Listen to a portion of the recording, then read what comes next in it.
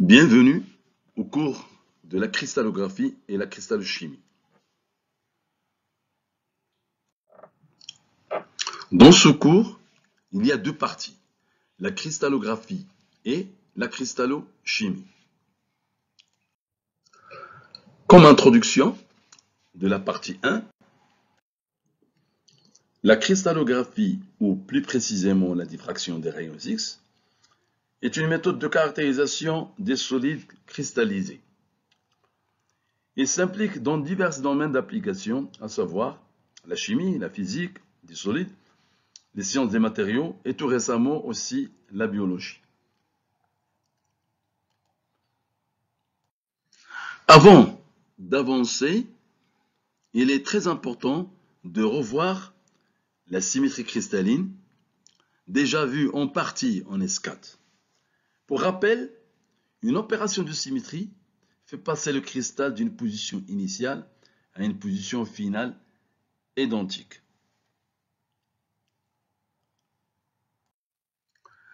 Symétrie des figures finies.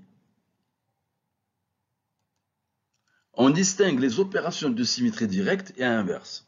Je rappelle aussi qu'une opération de symétrie est effectuée grâce à un opérateur de symétrie appelé élément de symétrie, comme c'est déjà vu. Alors on va commencer par la rotation.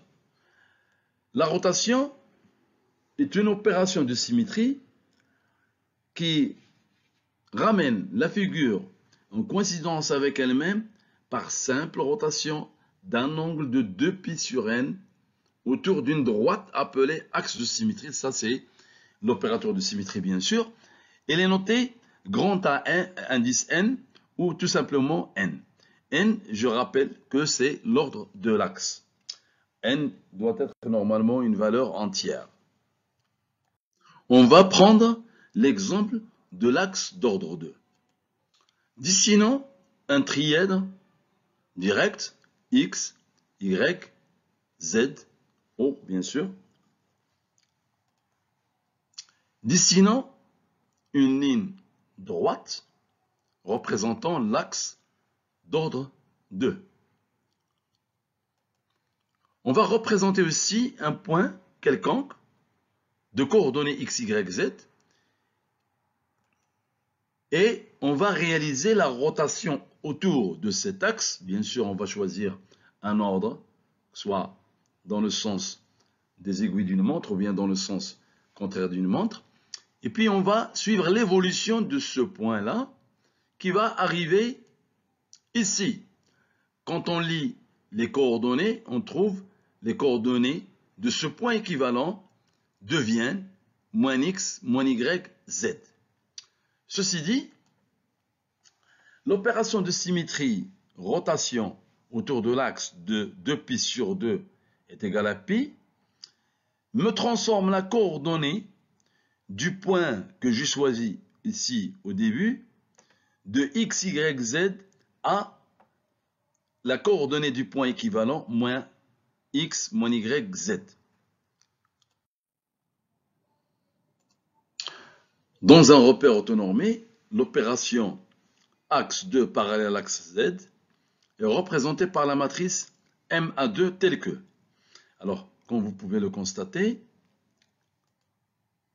ici, opération de symétrie A2 appliquée au point de coordonnées x, y, z va donner la coordonnée ou bien la position moins x, moins y, z.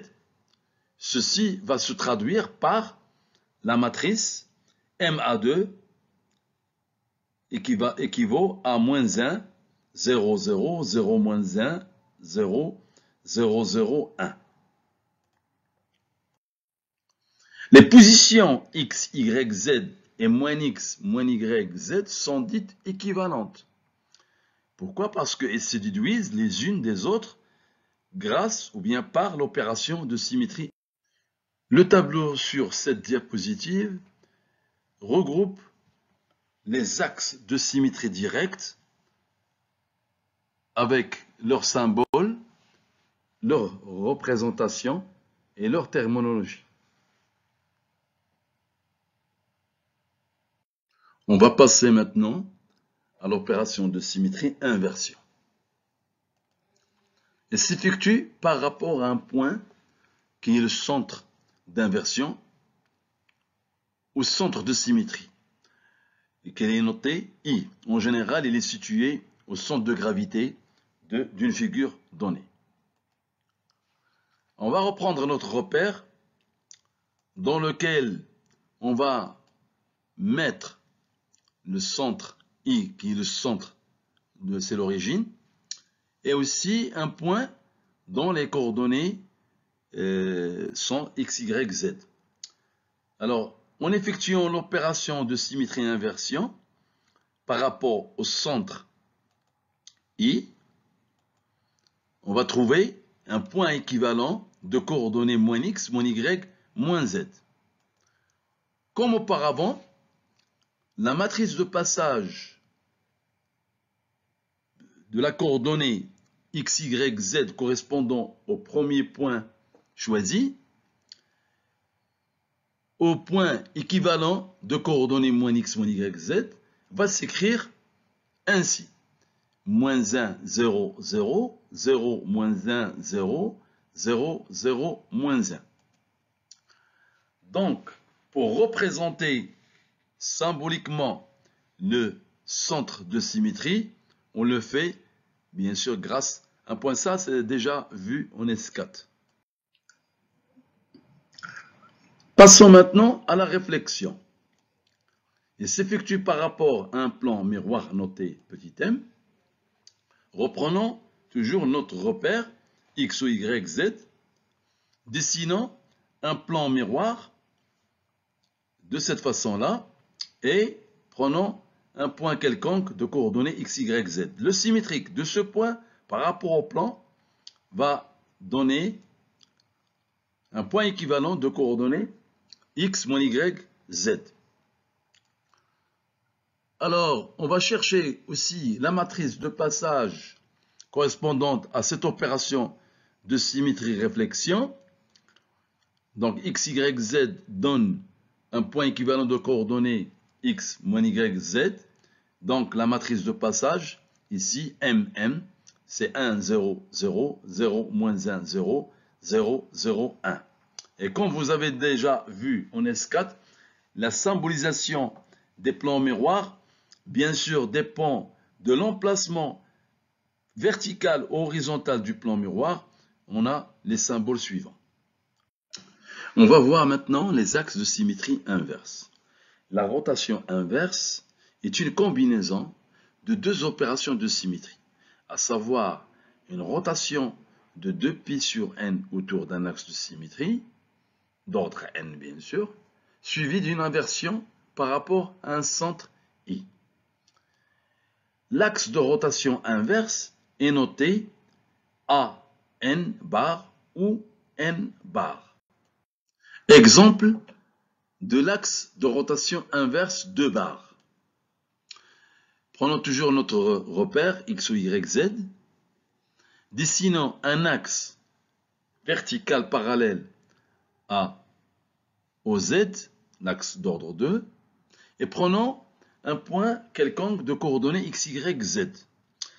D'abord, on réalise l'opération de symétrie rotation autour de cet axe de 2π sur 2, c'est-à-dire 180 degrés, et on va obtenir une position intermédiaire, après quoi on réalise une inversion de cette position intermédiaire par rapport au centre d'inversion pour obtenir enfin un point de coordonnées x, y, moins z. Comme auparavant, on va chercher la matrice de passage correspondant à cette opération de symétrie rotation inverse de bar. Alors pour cela, on écrit x, y, moins z, qui est la position équivalente obtenue, égale à la matrice de passage moins 1, 0, 0, 0, moins 1, 0, 0, 0, 1, multiplié par la matrice moins 1, 0, 0, 0, moins 1, 0, 0, 0, moins 1, multiplié par la coordonnée x, y, z. Alors en fait, puisqu'on a la combinaison de deux opérations de symétrie, à savoir la rotation plus la réflexion, on va obtenir la matrice de passage en multipliant les deux matrices correspondant à ces deux opérations de symétrie, à savoir M, la matrice de passage correspondant à l'opération de symétrie de barre, égale à la matrice de passage de l'élément de symétrie ou bien de l'opération de symétrie axe de rotation d'ordre 2 multiplié par la matrice de passage de l'opération de symétrie inversion. Ce qui va donner ici la matrice correspondant à l'opération de rotation inverse de barre qui est 1, 0, 0, 0, 1, 0, 0, 0, moins 1. Et il se trouve que cette matrice qu'on vient de trouver, elle est tout à fait égale à la matrice correspondant à l'opération de symétrie réflexion. Donc, on peut conclure que l'opération rotation inverse de moins est équivalente à une réflexion via ou bien à travers un miroir M. Donc, 2 bar égale M. La réflexion, en fait, est une opération de symétrie inverse. On peut montrer de manière générale que la matrice de l'opération de symétrie rotation inverse d'ordre n est représentée par la matrice ci-dessous. Elle est en fonction de l'angle θ qui est égal à 2π sur n. Et ceci, vous pouvez le vérifier en faisant varier la valeur de θ, en faisant varier aussi l'ordre. Donc ceci pourra faire l'objet d'un exercice que vous devez traiter chez vous pour vous entraîner correctement. Ce tableau regroupe les axes de symétrie inverse avec les différents ordres et leurs symboles avec leur terminologie. Dans le but de déterminer l'ensemble des positions équivalentes pour un élément ou un ensemble d'éléments de symétrie, on devra utiliser un moyen pratique qui est la projection stéréographique. La projection stéréographique consiste alors à projeter une sphère sur un plan qui passe par le centre de la sphère.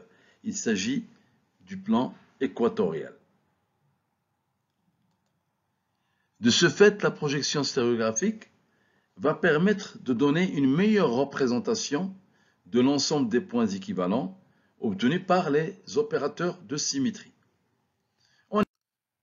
En effet, on dessine la sphère qu'on représente ici par un cercle jaune dont les pôles nord et sud sont représentés par N et S.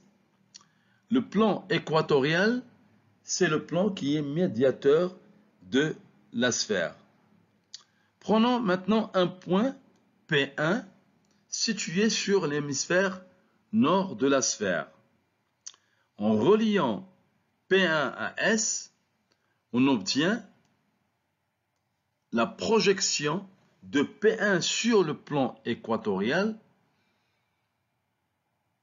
P'1. De même, si on prend un autre point P2, situé cette fois-ci sur l'hémisphère sud de la sphère, et en le reliant à N, on va obtenir la projection sur le plan équatorial qui est le point P'2. Alors, on a convenu de représenter les points d'impact de P1 et P2 sur le plan équatorial par une croix si le point est situé sur l'hémisphère nord et par un petit rang si le point est situé sur l'hémisphère sud. De ce fait, on va représenter le plan équatorial maintenant parallèle à l'écran et on va voir maintenant la représentation des projections de P1 et P2 de façon simple sur le plan équatorial de cette manière. P'1 par une croix et P'2 par un rond. Sur cette diapositive, on va utiliser la projection stéréographique pour représenter quelques opérations de symétrie. On dessine d'abord le plan équatorial. On représente le symbole de l'axe 2. Dans cet exemple, on prend l'axe 2 parallèle à SN. Ensuite, on choisit un point sur l'hémisphère nord de la sphère pour lequel on va réaliser l'opération rotation de 2π sur 2 et on va obtenir ce point équivalent qui va aussi être situé sur l'hémisphère nord. Donc, il va être aussi représenté par une croix. Si maintenant on utilise l'axe 2 de façon perpendiculaire à SN, à ce moment-là, je prends toujours le cas d'un point situé sur l'hémisphère nord, je réalise l'opération de rotation autour de cet axe qui est perpendiculaire à SN, ça va donner un point équivalent, cette fois-ci dans l'hémisphère sud, donc va être représenté par un rond. Si maintenant je prends l'exemple d'un miroir M parallèle SN que je représente sur le plan équatorial au milieu, je choisis toujours le cas d'un point situé à l'hémisphère nord. Son symétrique ou bien son point d'équivalent va situer sur l'hémisphère nord aussi et donc va être représenté par une croix. Maintenant, si M est perpendiculaire à SN, bien sûr, le plan de symétrie va se situer parallèlement au plan du tableau. Donc, si je choisis par exemple ici un point situé sur l'hémisphère nord, son image ou bien son point d'équivalent correspondant va se situer sur l'hémisphère sud, donc va être représenté par une croix. Et on voit ici que la croix avec le rond, ils se coïncident selon la direction perpendiculaire à celle du tableau. Sur cette diapo, on donne l'exemple par exemple de l'axe 3 parallèle à SN et l'axe 4 parallèle à SN. La combinaison des symétries ponctuelles cristallines, les combinaisons sont possibles si ils obéissent à des règles. C'est ce qu'on appelle la théorie des groupes. En mathématiques, un groupe est un ensemble d'éléments liés entre eux par 4 règles fondamentales. La première règle stipule que le produit de 2 éléments quelconque du groupe ainsi que le carré de chaque élément du groupe doit être un élément du groupe, c'est-à-dire doit appartenir à l'ensemble de ces opérations de symétrie. La deuxième règle, un élément parmi les éléments du groupe doit permuter avec tous les autres et laisser inchangé. C'est l'élément identité, c'est l'élément neutre. La troisième règle stipule que la multiplication dans le groupe est associative. Et enfin, la quatrième règle, chaque élément doit avoir un élément réciproque ou inverse, qui est aussi un élément du groupe. L'ensemble des opérations de symétrie ponctuelle doit constituer un groupe au sens mathématique du terme, c'est-à-dire doit constituer un ensemble avec des éléments, des opérations de symétrie qui sont indépendants. Les groupes ponctuels de symétrie, GPS, sont en nombre de 32. On les appelle groupes ponctuels de symétrie ou classes cristallines. Ils sont répartis comme suit. 5 classes cristallines formées par un seul axe N. 5 classes aussi cristallines formées par un seul axe N bar. 17 classes cristallines obtenues en associant à chacun des 10 éléments N ou N bar, un ou deux éléments de symétrie binaire. Et enfin, 5 classes cristallines formées par plusieurs axes de rotation d'ordre supérieur à 2. Comme remarque, on peut noter que parmi les 32 groupes ponctuels, il y a 7 groupes qui ont la symétrie du réseau ponctuel, c'est-à-dire qu'ils ont la haute symétrie, qu'on les appelle groupes holoèdres. Il y a aussi 25 groupes qui ont une symétrie inférieure à celle du réseau ponctuel, on les appelle groupes bérièdres. Et enfin, 11 groupes qui sont centrosymétriques, c'est ce qu'on appelle les groupes de Laue. Par définition, le degré de symétrie S d'un groupe ponctuel aux classes cristallines est égal au nombre de positions obtenues par application de toutes les opérations de symétrie du groupe à un point situé en dehors de tout élément de symétrie. Autrement dit, le degré de symétrie S n'est autre que le nombre de points équivalents obtenus après toute opération de symétrie. Alors, comment on obtient ou bien on calcule ce degré de symétrie? Alors, il est obtenu grâce à une formule simple, à savoir S égale 1 plus N2 plus 2N3 plus 3N4 plus 5N6, avec NI, c'est le nombre d'axes de rotation d'ordre I. Si le groupe possède un centre de symétrie, bien sûr ce nombre il est multiplié par 2.